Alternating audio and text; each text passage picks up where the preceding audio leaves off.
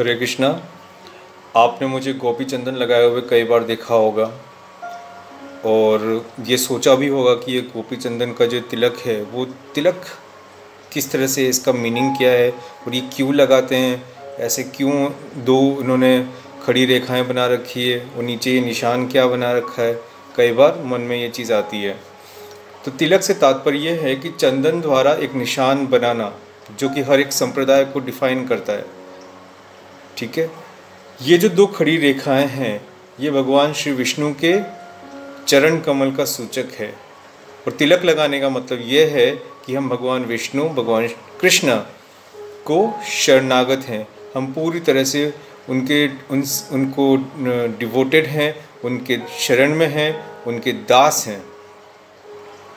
और जो हर तिलक के अलग अलग निशान होते हैं ये उद्रपुंड कहलाता है और नीचे जो निशान है वो तुलसी पत्र की निशानी के रूप में है। तो शरीर पे जो तिलक है वो केवल माथे पर नहीं लगाया जाता, 12 अलग अलग अंगों पर बनाया जाता है। और वो 12 अलग अलग अंग जो हैं वो कोई काल्पनिक अंग नहीं है या ऐसे नहीं कि रैंडमली कहीं लगा दिया, ये संवेदनशील अंग है। और यहाँ पे जब हम लोग तिलक लगाते हैं तो आध्यात्मिक शक्ति को आसानी से ग्रहण किया जा सकता है, बहुत अच्छे तरीके से हम लोग उसको एनर्जाइज कर सकते हैं और जल्दी से जल्दी हम लोग आध्यात्मिक प्रगति को धारण कर सकते हैं। शरीर के जो 12 अंग हैं जहाँ पे ये तिलक लगाए जाते हैं वो पहला हो गया सर पर, फिर नाभि पर हो गया, फिर छाती पर हो गया, फिर गले में हो गया, फिर दाहिने साइड के पेट पर हो गया, ठीक है, फिर आपकी भुजा पर हो गया, फिर कंधे पर हो गया। सिमिलरली लेफ्ट हैंड साइड के अंदर भी पेट के ऊपर हो गया, भुजा पे हो गया, कंधे पे हो गया, पीछे गर्दन के पीछे की तरफ होता है पीठ पे, वहाँ लगाया जाता है और उसके बाद कमर में लगाया जाता है, उसके बाद शिखा पर लगाया जाता है। तो इन स्थानों पर जब तिलक लगाया जाता है और विष्णु का नाम जब लिया जाता है, 12 अलग अलग मंत्र इसके अंदर बोले जाते हैं। और जब इस तरह से ये जो प्रोसेस होता है तो इससे हमारा शरीर जो है वो पवित्र हो जाता है, क्योंकि हमारा शरीर भी, क्योंकि हम कंटिन्यूसली भगवान का नाम ले रहे हैं तो हमारा शरीर भी मंदिर की तरह ही है। और ये इसका शुद्ध होना बहुत इंपॉर्टेंट है, क्योंकि हम भगवान का नाम तभी ले पाएंगे जो हम शुद्ध होंगे। अगर हमारे अंदर सतोगुण नहीं होगा, सात्विकता नहीं होगी या भगवान के प्रति हमारा शरणागत नहीं होंगे, तब तक हम कभी भगवान का सही ढंग से नाम उच्चारण नहीं कर सकते या भगवान के सही ढंग से उनकी सेवा में नहीं जा सकते।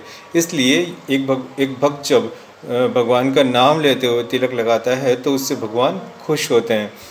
और यही नहीं होता, जिस स्थान पर, जिस रूप में, जिस मंत्र को उच्चारित करते हुए, जिस रूप का हम अनुसरण करते हैं या नाम उच्चारण करते हैं, भगवान जो है वो उसी रूप में वहाँ पर निवास करना शुरू कर देते हैं और भौतिक शरीर जो ये हमारा है वह भी भगवान का मंदिर बन जाता है।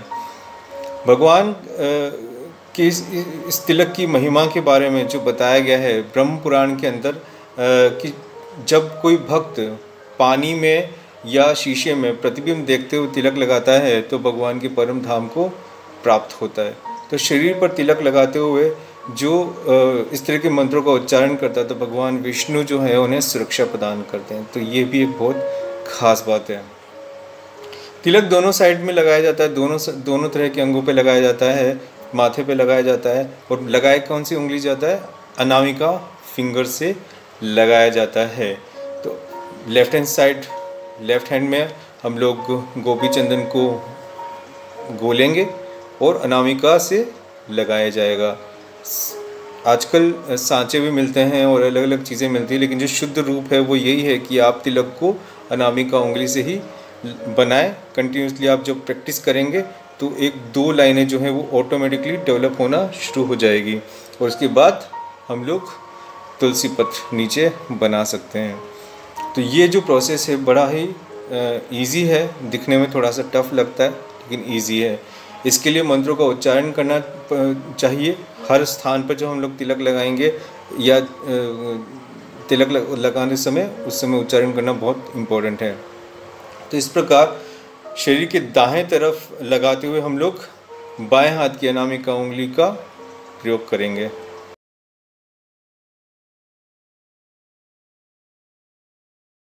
अब तिलक लगाते समय बोले जाने वाले मंत्रों को समझते हैं। ललाटे केशवं ध्यायेन् नारायणं मथोधरे, वक्षः स्थले माधवं तु गोविन्दं कण्ठकूपके, विष्णुं च दक्षिणे कुक्षौ बाहों च मधुसूदनं, त्रिविक्रम कंधरे तु वामनं वाम पार्श्वके, श्रीधरं वाम बाहो तु ऋषिकेशं तु कंधरे, पृष्ठे च पद्मनाभं च कटियां दामोदरं न्यसेत्, तत् प्रक्षालनतोयं तु वासुदेवे मूर्धनि। अतः लास्ट में ये आता है कि इस तरह से आप धो लेना चाहिए और बाद में लास्ट में जो है वासुदेवाय का नाम लेते हुए शिखा पे लगाएंगे।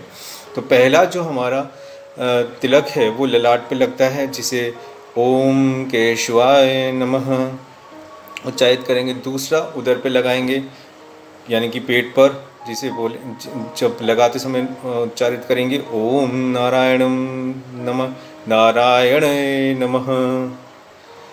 तीसरा जो है वो वक्षस्थल यानी छाती पे लगाया जाएगा और बोलेंगे ओम माधवाय नमः। चौथा कंठ पर लगाएंगे गले में, जिन्हें बोला जाएगा ओम गोविंदाय नमः। पांचवा जो है वो दाहिने साइड की उदर पे लगाया जाएगा और बोलेंगे ओम विष्णुवे नमः। दाहिनी भुजा पे लगाया जाएगा, बोलेंगे ओम मधुसूदनाय नमः। शोल्डर पे लगाया जाएगा, बोलेंगे ओम त्रिविक्रमाय नमः। बाइने उदर पे लगाएंगे, वो बोलेंगे ओम वामनाय नमः।